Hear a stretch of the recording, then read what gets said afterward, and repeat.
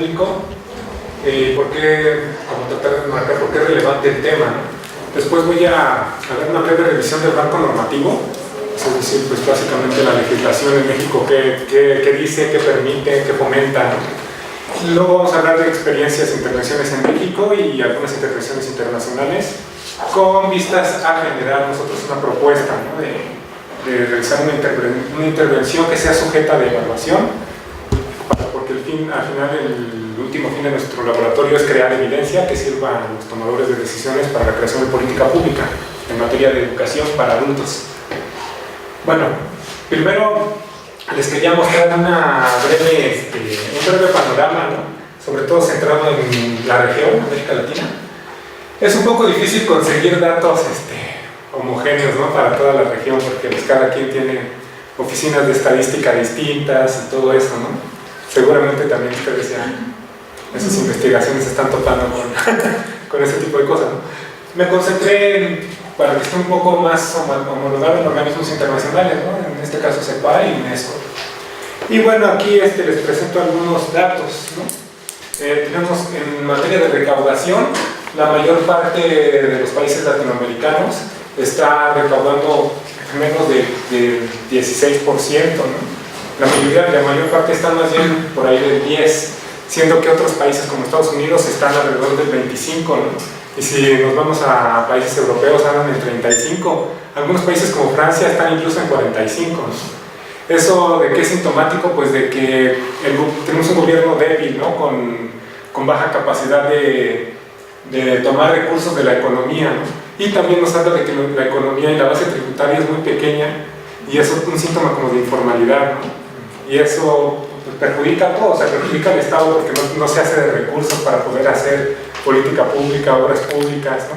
Elevar el bienestar de la sociedad, y perjudica a la población porque al estar en condiciones de informalidades tienen mayores vulnerabilidades, ¿no? No tienen derecho a pensión, a seguridad social. Entonces es un indicador de nuestra región, ¿no? En el que nos hace falta avanzar un poco.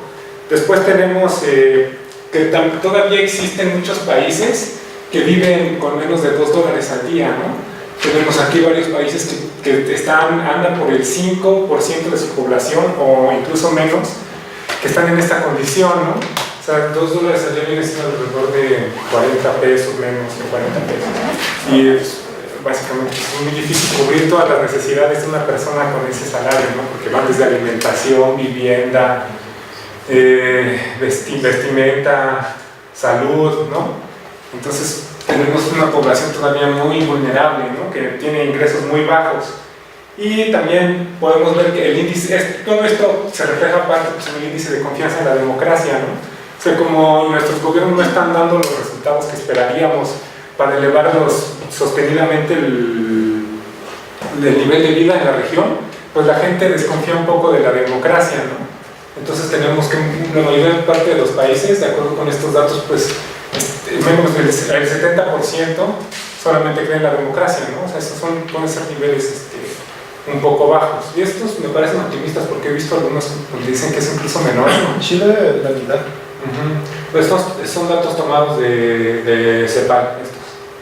Y bueno, aquí traté de problematizar justo eso, ¿no? Eso que vimos.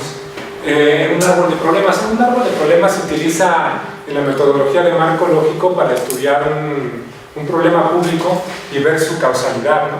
O sea, vemos como aquí en la base tenemos una serie de factores que desencadenan esta causa y que provocan este problema público, que es una baja calidad de la educación, y cómo este problema público repercute en distintas esferas de la sociedad, ¿no?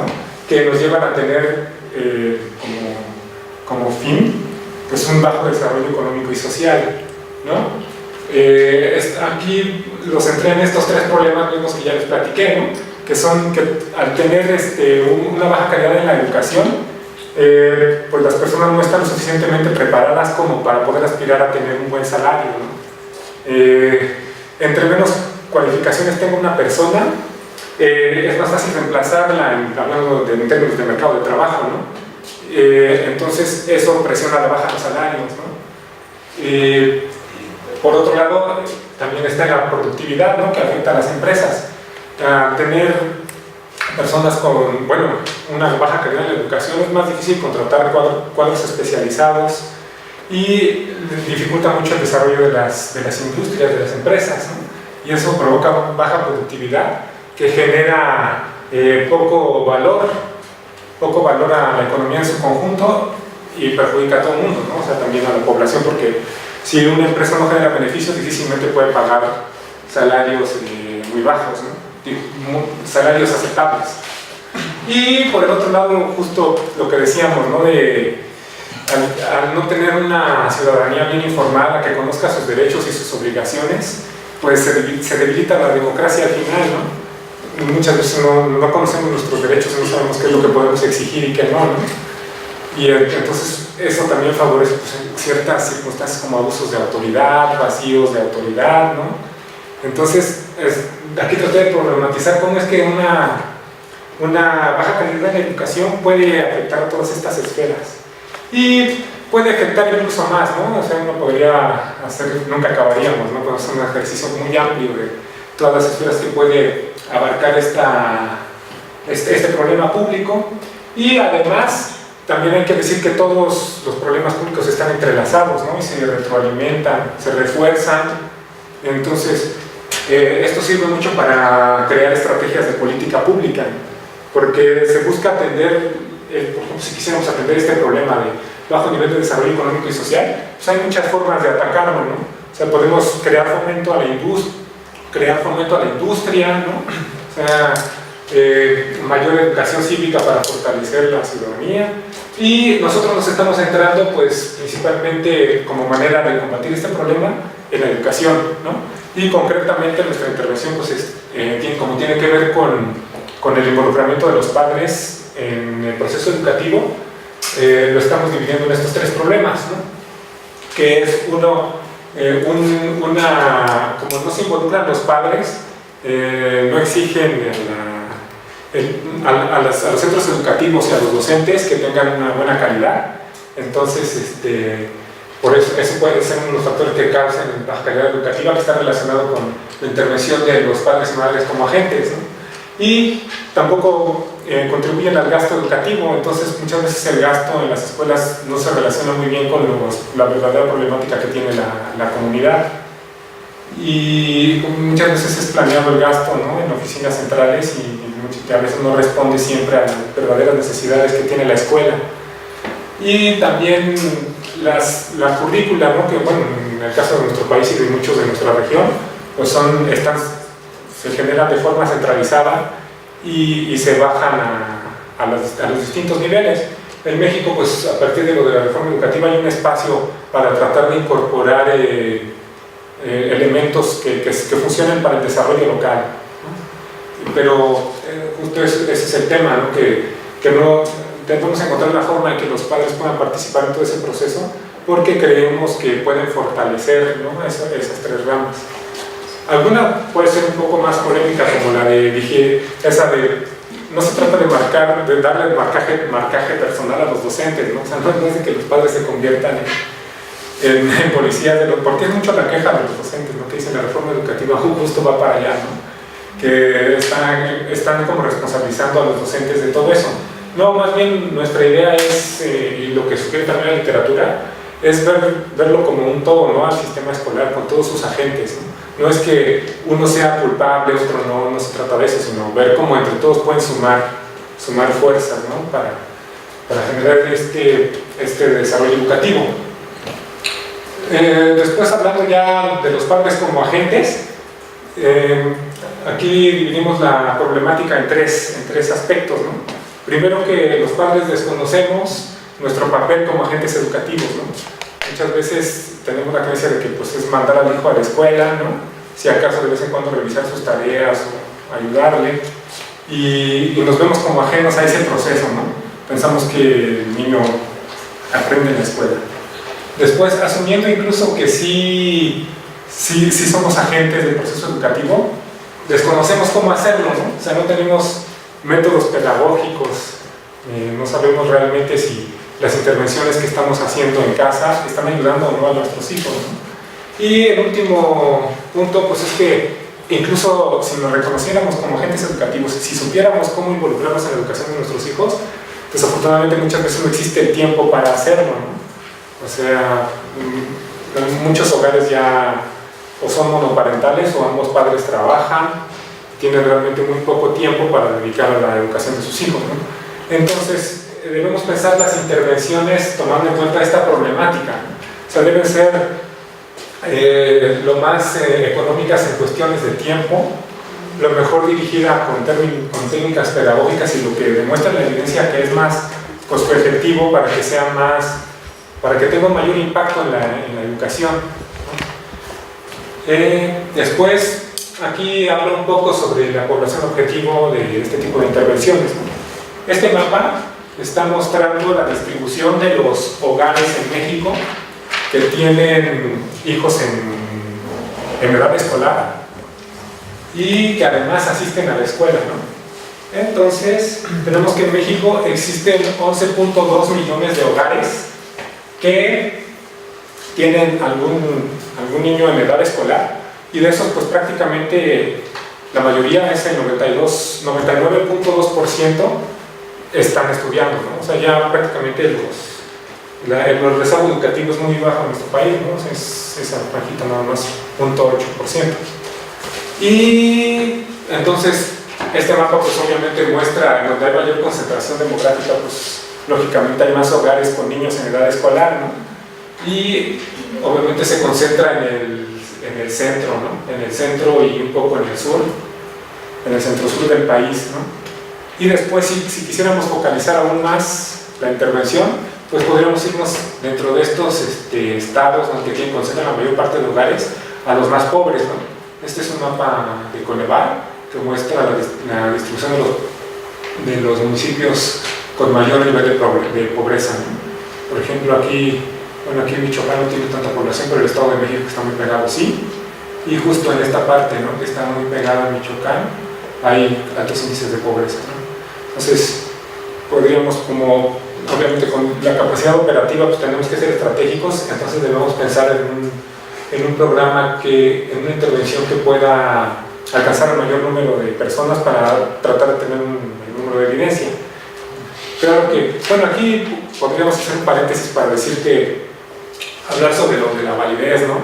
Que muchas veces si nos concentramos en la problemática de los estados que tienen una mayor concentración poblacional, pues van a ser completamente distintos a los estados que tienen menores niveles de concentración poblacional. Lo que se puede hacer o lo que idealmente se debe hacer es tratar de sacar una muestra, ¿no?, que sea representativa de las distintas condiciones socioeconómicas de las distintas regiones en donde se quiera aplicar una intervención, ¿no? Pero eso depende también mucho de los recursos que tengas disponibles. Entonces, típicamente lo que se hace es comenzar a generar evidencia en pequeña escala, como para empezar a demostrar que sí existe algo, ¿no? O sea, que sí puede aportar algo. Y eso ya empieza a llamar un poco más la atención y te permite lograr ir escalando el programa, ¿no?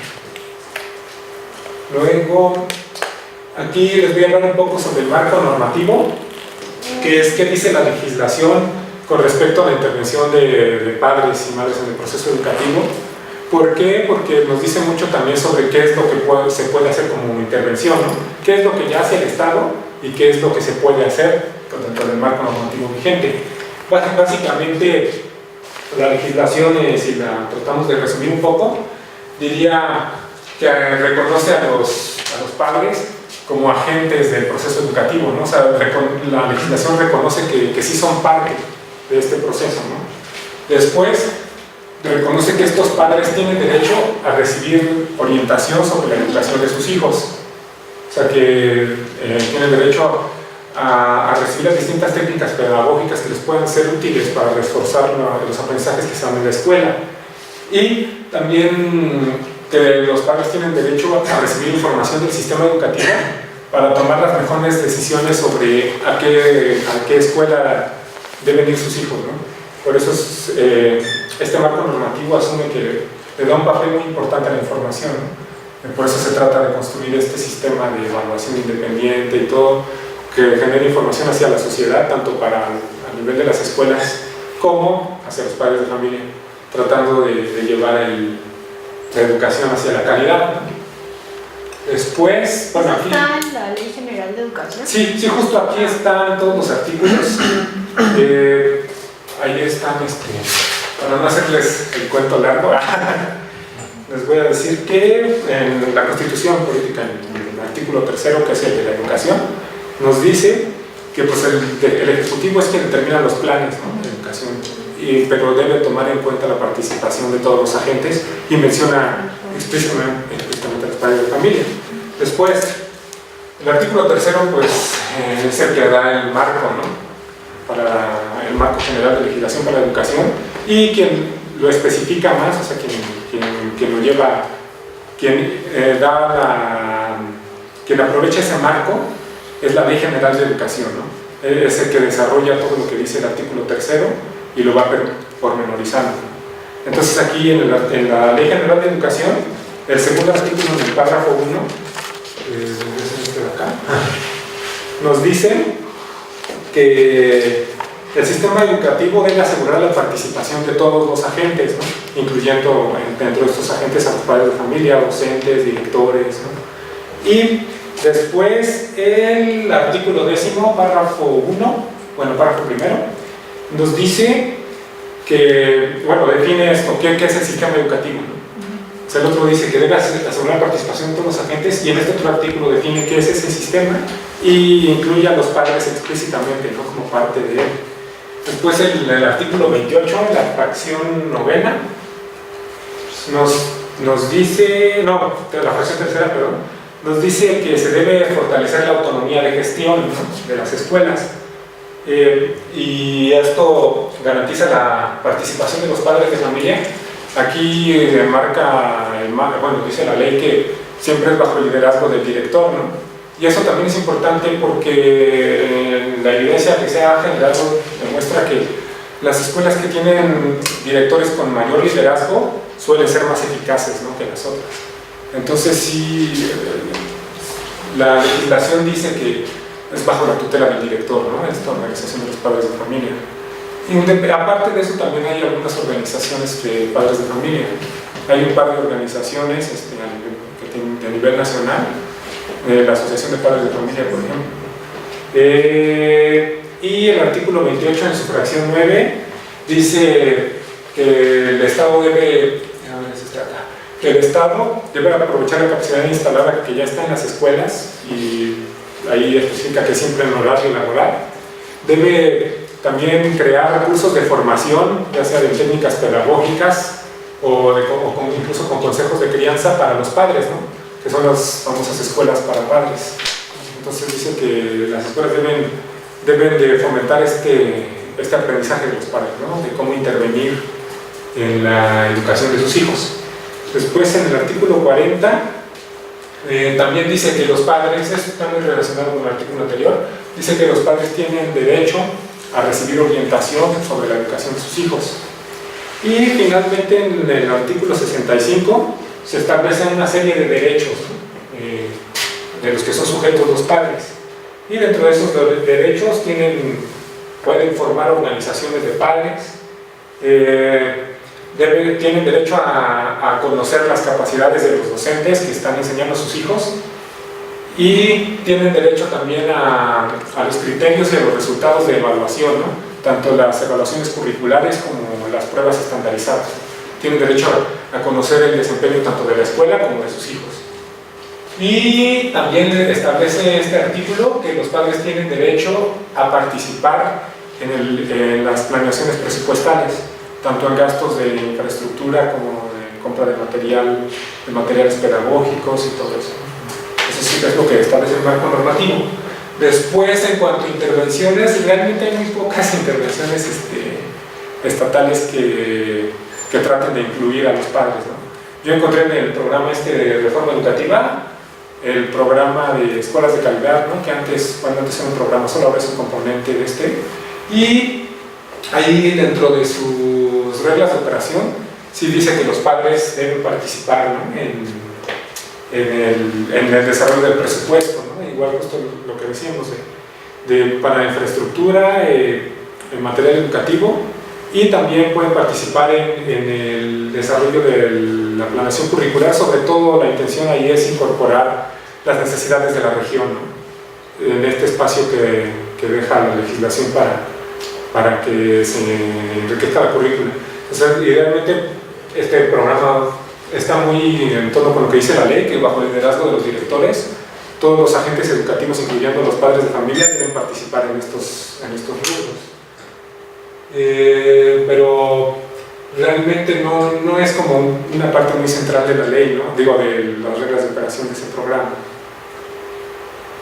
Después revisamos un montón de intervenciones, ¿no?, que se han llevado a cabo en diversos países, algunas en Chile, otras en Estados Unidos, incluso una de Madagascar también, de la India, y encontramos pues básicamente estos tres tipos de intervención, ¿no? Uno es divulgar información, que es divulgar información de la importancia de la educación, de la importancia de ciertas habilidades, como las habilidades del siglo XXI, y del desempeño de las escuelas. Otra pues son las escuelas para padres, justo como decíamos, que es dar consejos de crianza e incluso hasta dar alfabetización en algunos lugares, ¿no?, alfabetización lectora o numérica, porque si no, no hay manera de que los padres puedan ayudar a sus hijos, ¿no? Y esta de role models consiste en traer como casos de éxito, ¿no? O sea, que venga una persona que haya venido, no sé, de las mismas condiciones de los chicos que estén en esa escuela y les hable de la importancia de la educación, ¿no? O sea, que digan cómo realmente, porque muchas veces cuando los chicos están en la escuela no lo ven, ¿no? O sea, no tienen esa visión de largo plazo de por qué la educación puede ser muy importante, ¿no? Y al traerle estos role models tanto a los chicos como a los padres, pueden darle una mayor centralidad a la educación. Porque dentro de la literatura dice, por ejemplo, que los padres tendemos a creer que para que sirva la educación, los chicos deben completar el ciclo completo, ¿no? O sea, si entran a la educación básica primaria, para que les sirva de algo tienen que haber acabado hasta sexto, ¿no? Entonces muchas veces las familias toman decisiones, ¿no? Como se enfrentan a un montón de restricciones. Si tienen 5 hijos, dicen, no, pues nos concentramos en que al menos uno de ellos llegue, ¿no?, se gradúe. Y muchas veces lo hace sacrificando a los demás, porque piensa esto, ¿no? Pues si este otro niño no va a poder acabar la primaria, pues mejor no lo mando, ¿no? Pero entonces la evidencia parece señalar que no, que cada año de educación cuenta, ¿no? Que nuestro salario, bueno, he visto distintas proyecciones, algunos dicen que hasta que se puede ir aumentando de forma más o menos lineal, con alrededor de 6-7% por cada año que estudias, tienes la probabilidad de que se pueda incrementando tu ingreso. Entonces no es que termines el ciclo y tengas un disparo en tus posibilidades de tener ingresos, sino cada año va contando, porque muchas veces a los empleadores les importa más lo que sabes hacer, ¿no?, que realmente si tienes una certificación o no.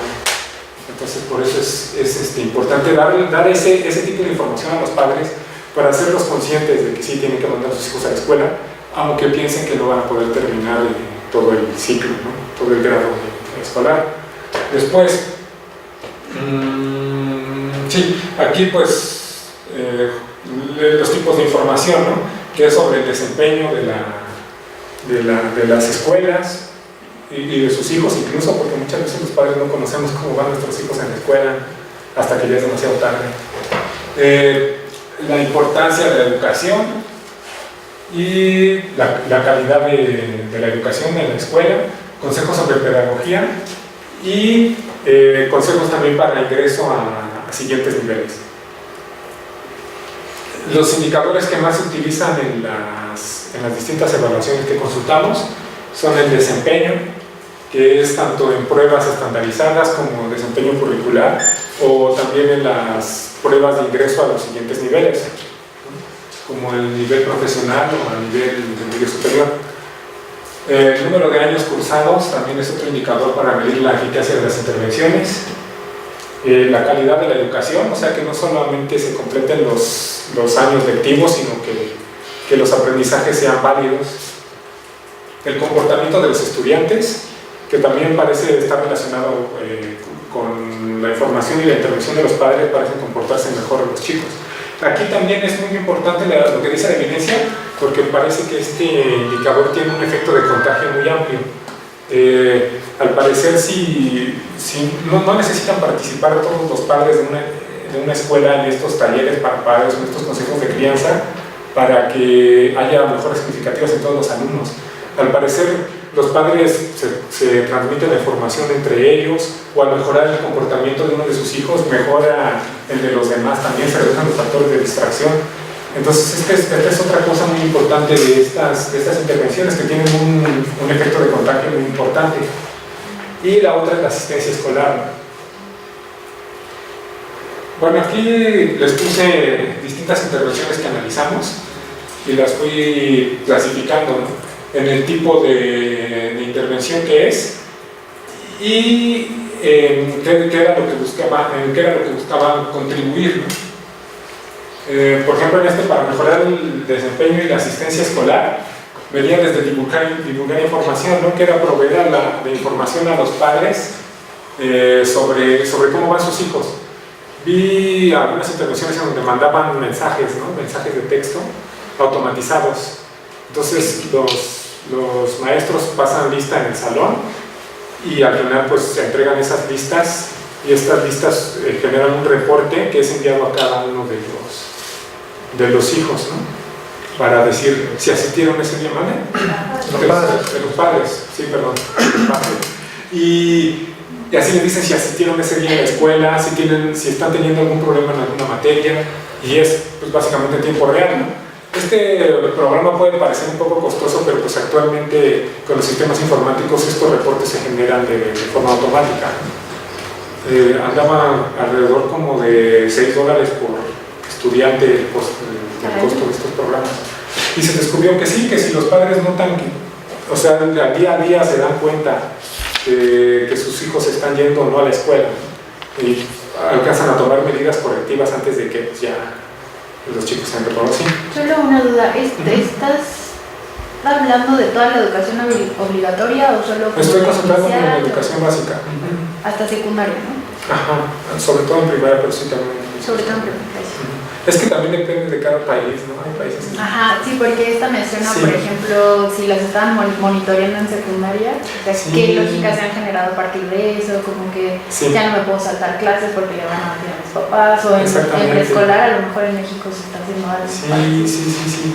Y el otro día yo estaba platicando con algunos colegas de la UPN y me comentaban que trataban de hacer algo similar, ¿no? Pero suspendieron el programa porque había quejas de que ya el maestro me empezó a coquetear y no, sí, o sea, sí sé que fue un caso real, pero por eso, o sea, este tipo de sistemas tiene que ser automático para que no, sí. No, yo lo he visto acá en México en primaria, pero no automatizado, sino que se hacen bitácoras, Sí. pero de los alumnos con más problemáticos. Esas bitácoras se le mandan todos los días a sus papás y sus mamás. Sí. Sí, pues justo aquí dividí esa intervención, ¿no?, entre divulgar información, que es entregarte información en una tabla que condense eso, ¿no? O sea, que te diga, como los reportes, que es tradicionalmente lo que se hace aquí, ¿no? Se entrega un reporte a los padres en las juntas que suelen ser bimestrales, y ahí se da cómo va el desempeño de los hijos, ¿no? Entonces tratar de sistematizar esa información para que sea más asequible hacia los padres, ¿no?, que se traduzca en acciones más concretas. La otra pues es la que comentábamos, ¿no?, de enviar los mensajes de texto, y otra que se divulga la información por medio de talleres presenciales, ¿no?, como la escuela para padres. Después, divulgar información sobre la calidad de la escuela, que la información existe, ¿no?, pero suelen ser bases de datos que nosotros las entendemos, medio las entendemos, entonces un padre de familia difícilmente incluso sabe que existen, ¿no? Están esta de Conoce tu Escuela, ¿no?, que es como una asociación civil. Sí, ajá, Conoce tu Escuela, y ahí tú pones tu escuela y te dicen sus características, ¿no? Y ese tipo de intervención, ¿no?, o sea, sistematizar eso. O sea, porque tú dices, aquí en México nosotros podemos mandar a nuestros niños a la escuela que más nos convenga, ¿no? No es como en otros países, como Estados Unidos, ¿no?, que depende de dónde vivas, ¿no?, que incluso hay familias que prefieren cambiarse de domicilio para que sus hijos vayan a una mejor escuela. Aquí tenemos la ventaja que sí podemos llevarlos a otras escuelas. Entonces, si logramos transmitirles a los padres, no sé, digamos, justo pensando en ese caso de la transitar de primaria a secundaria, información sistematizada de las distintas escuelas que tienen a su alcance, los padres pueden tomar una decisión informada, porque finalmente también los padres actúan de forma racional, ¿no? Eligen muchas veces la escuela con lo que saben, porque conocen a alguien que va ahí, ¿no? Tienen referencias, pero muchas veces como no tenemos la información que necesitamos, nuestra elección puede estar siendo tomada con base en criterios óptimos, ¿no? Como, no, pues es que ahí a los niños los tratan bien, ¿no? No les dejan tanta tarea, cosas así. Siendo que una información más sistematizada que dijera, hablara más de la calidad de la educación, que les salen bien en pruebas estandarizadas, que a los muchachos los aceptan al siguiente nivel en mejores escuelas o tienen más probabilidad de que los acepten, ese tipo de información, ¿no? Si la generáramos en tablas, podría ayudar a los padres a tomar mejores decisiones, y eso también ayuda a las escuelas, porque saben en qué centrarse, ¿no? Dónde están sus mayores debilidades y trabajar para resolverlas. Pero también tiene la otra parte, ¿no? Que puede generar esa competencia en donde, bueno, aquí no tenemos ese problema como en Chile, ¿no? Que los recursos dependen, ¿no? Del número de la matrícula. Pero sí puede generar ese tipo de descuento. Sí. Ajá. Sí, la mayor parte de las intervenciones luego tienen efectos secundarios, ¿no? O sea, tienen cosas buenas y otras malas. Entonces siempre hay que estar pensando como que puede ser lo mejor. Después tenemos la relación, lo que les platicaba de la relación entre educación e ingreso, ¿no? Y aquí sí hay de todo, ¿no? Ha habido desde los role models, ¿no? Que traen a alguien, invitan a hablar porque es importante estudiar, desde mandar mensajes de texto con información sobre la relación entre ingreso y educación, igual hasta dar tablas, ¿no? Dando esta información. De esto hay un montón de intervenciones, por eso está tan lleno el cuadro.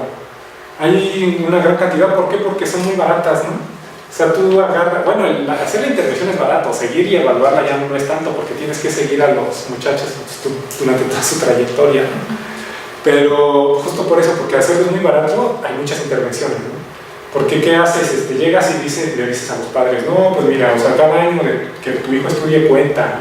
Es importante que vaya a la escuela, no importa que creas que no vaya a poder terminar todo el nivel, ¿no? O sea, tú mándalo, todo cuenta. Y brindar esa información a los padres realmente cambia la evidencia muestra que sí cambia, ¿no? Sus estrategias, ¿no? Entonces, en vez de concentrarse por ejemplo, en un solo hijo que suele ser el varón, también le dan oportunidad a las mujeres y todo eso, ¿no? Entonces sí, parece que sí son muy efectivas ese tipo de intervenciones. Y la otra pues son los consejos de pedagogía y crianza, ¿no? Que van desde darle a los padres incluso formación básica, ¿no? Aquí se pueden hacer con talleres con un pedagogo o incluso pueden ser autogestivos, o sea, como que se reúnan los padres y que digan cuáles son las principales problemáticas que ellos detectan con sus hijos, no solo en la escuela, sino de cualquier tipo, y traten de intercambiar sus consejos de crianza. Aquí obviamente pues ya está la problemática que les decía del tiempo, ¿no? Que muchas veces los padres ya no tienen ese tiempo de estar yendo a esos talleres. Pero lo que se puede hacer es crear estos grupos, ¿no? Como mandar unos grupos de WhatsApp, etcétera, ¿no? Para fomentar ese intercambio de consejos, tanto en temas educativos como en temas de crianza de los hijos. Bueno, lo voy a mencionar muy rápido porque es igual justo en la teoría del marco lógico, es la situación ideal a hablar de problemas, ¿no? O sea, nosotros estamos asumiendo que si se llevasen a cabo estas intervenciones, que son todas estas de acá abajo, ¿no? Que vienen desde otorgar información a los padres con cierta periodicidad mensual o semanal, va a mejorar su asistencia y su desempeño, ¿no? Luego, encontramos esta plataforma que está hecha para niños con autismo o con problemas de aprendizaje, que se llama, es una asociación civil, ¿no? En Estados Unidos. Son varias. Es la unión de varias asociaciones que se llama Understood. Está buenísimo porque son un montón de herramientas, ¿no? para los padres.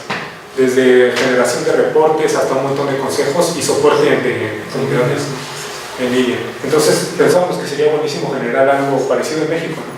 O sea, como una plataforma en donde los padres pudieran interactuar, recibir consejos y todo eso.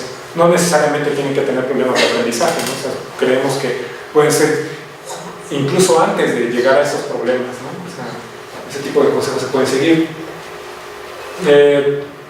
Y como decíamos, tienen un amplio... las intervenciones parecen tener mucho contagio. Pensamos que a lo mejor quizá puede ser centrarse en los chicos más problemáticos, ¿no? Al menos en los que se dejan, porque muchas veces los chicos son más problemáticos, es más difícil interactuar con sus padres, ¿no? Pero considerando que en alguno de ellos sí va a estar dispuesto, va a tener un buen efecto de contagio, ¿no? Hacia los demás.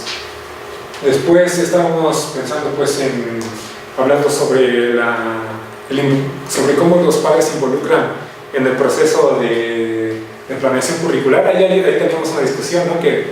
que muchas veces no es lo mejor, ¿no? Que el padre esté centrado así directamente en cómo se genera la currícula, ¿no?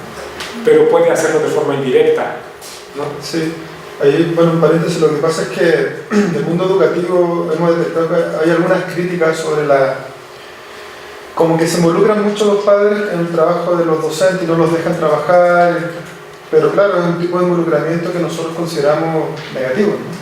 O sea, es sin conocimiento pedagógico, es sin varias cosas, sin más bien es como para que el hijo no lo, no sé, no le hablen fuerte, no le llamen la atención, ese tipo de cosas. Claro que ese tipo de intervención es negativa, nosotros estamos buscando intervenciones más positivas.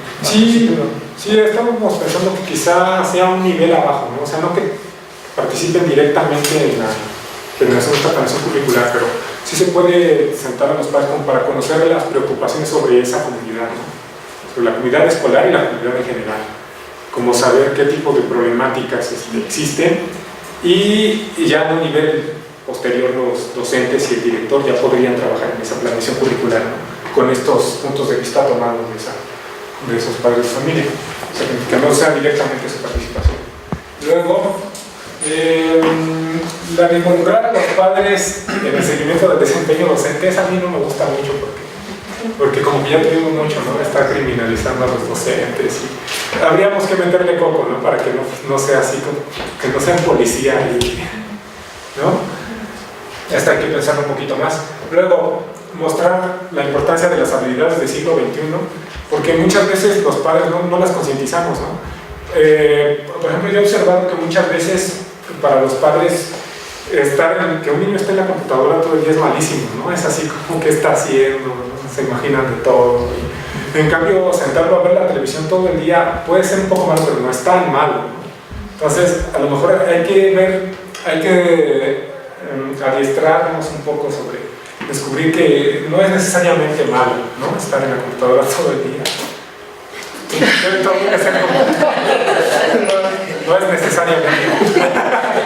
Te puedes quedar un poco ciego. Entonces, sí, ese fue un ejemplo, pero hay otras habilidades.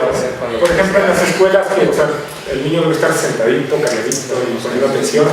Y parece ser que la evidencia nos dice que no es así, que centrarnos en la cooperación, ¿no? En el desarrollo de habilidades sociales puede ser tan importante como las habilidades de las pruebas estandarizadas lectivas o numéricas, ¿no? Entonces hay que hacer un trabajo pedagógico de pedagogía, de que dejemos de ver esas cosas como malas, ¿no?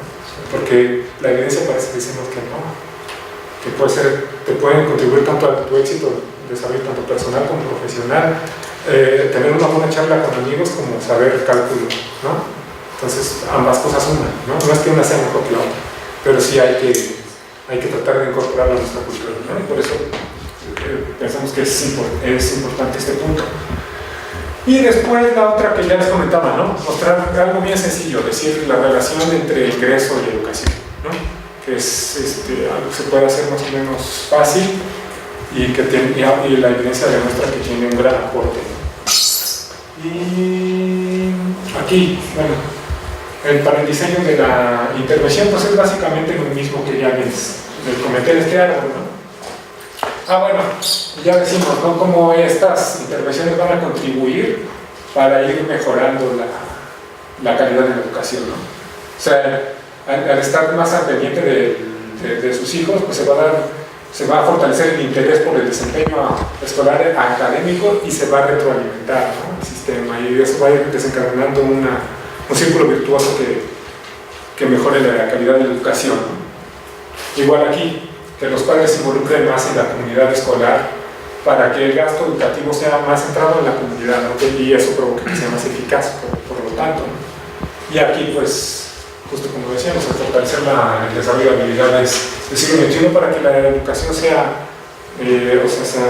le sirva más, tanto para formarse, y los objetivos pues, finalmente son estos, ¿no? Que alcance, no sé, está muy chiquito, pero aquí es que estén bien formadas las personas, los profesionales, y pueden aspirar a tener mejores salarios, ¿no? Porque al tener valor agregado pues puedes aspirar a ganar más. De este otro lado, pues que existan cuadros bien formados, con calidad, que puedan aportar valor a las empresas y las vuelvan más productivas y generen más desarrollo económico, ¿no? Y acá, pues que la ciudadanía tenga pensamiento crítico, creativo, sea consciente de sus derechos y de sus obligaciones y contribuya con todo eso a fortalecer al Estado, no con miras a que sea más democrático. O sea, no vamos a fortalecer el Estado y ya, ¿no? Si no es con miras a... Sí, no, ya vimos que no. O sea, pues básicamente es estar permanentemente movilizados, ¿no? O sea, si algo te afecta a tu comunidad, que la gente no se deje, ¿no? O sea, se organice y la presione para que se solucionen los problemas públicos, ¿no? De eso se trata. Y estas intervenciones son justo eso, ¿no? Estamos pensando, todavía estamos en fase de planearlas, ¿no? Aparte, esta primera parte nada más se concentra en ver qué es lo que se está haciendo, ¿no?, en el mundo para saber cómo podríamos nosotros bajarlo pues, desde nuestra localidad aquí a nuestro país o nuestra región, porque nuestra intención es generar política pública que contribuya al desarrollo de nuestra región. Ese es nuestro fin último, ¿no? Entonces, generar políticas que sean lo suficientemente generales como para ser aplicadas en toda la región y que se puedan bajar a ser lo suficientemente específicas para que sean efectivas en cada uno de los lugares donde se apliquen, ¿no? Entonces aquí pues tenemos, ¿no?, involucrar a los padres en la planeación curricular, y ya dijimos cómo, no de forma directa sino indirecta. Diseñar mecanismos para que los padres puedan dar seguimiento al desempeño tanto de sus hijos como de la escuela y de los docentes, ¿no? Brindar información sobre las escuelas, ¿no?, sobre cómo ejerce su presupuesto, cuáles son sus resultados en pruebas estandarizadas, todo eso. Después, capacitar a los padres en las materias que parecen ser las más problemáticas para los hijos, ¿no? Si los hijos suelen tener muchos problemas en matemáticas, a lo mejor también vale la pena capacitar a los padres justo en estas materias para que puedan apoyar mejor, ¿no?, desde su casa. Ya sean, pueden ser talleres autogestivos, talleres con algún pedagogo, o incluso, debido a las faltas de tiempo, no es lo ideal, pero se pueden hacer en talleres no presenciales, ¿no?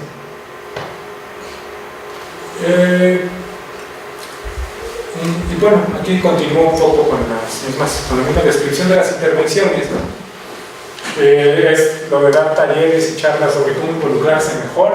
Aquí está otra vez lo de las páginas que les contaba. Y lo de los mensajes de texto. Y aquí está un poco, ¿no?, lo que ya les platiqué de las habilidades del siglo XXI, de cómo fortalecerlas, ¿no? O sea, por ejemplo, aquí está dar charlas, ¿no?, brindar información con relación en la educación y los ingresos, y conseguir profesionales que tengan orígenes similares a los chicos que estén en esa escuela, para que, como casos de éxito, ¿no?, para motivarlos. Y pues ya, como conclusiones es que, aunque el marco normativo en México, en esta parte del análisis que estábamos en México, dice que sí es posible, ¿no?, que se reconoce a los padres como agentes educativos, y sí existe un marco para que intervengan en el proceso. Realmente solo encontramos esa intervención, ¿no?, del programa de reforma educativa, que nos incorpora o nos trata de incorporar, pero creemos que no es el punto más fuerte de ese programa. Y en las mejores prácticas, dentro de las intervenciones que analizamos, es brindar información, ¿no? Ya del desempeño tanto de los docentes como de los estudiantes y de la escuela. Después, capacitar a los padres en temas pedagógicos y de crianza, y también brindarles en alfabetización en temas sobre la currícula, ¿no? Sobre todo los que más les cuesta trabajo a los estudiantes. Y finalmente, mostrar la relación que hay en educación e ingreso y poner un énfasis en las habilidades del siglo XXI. Y ya.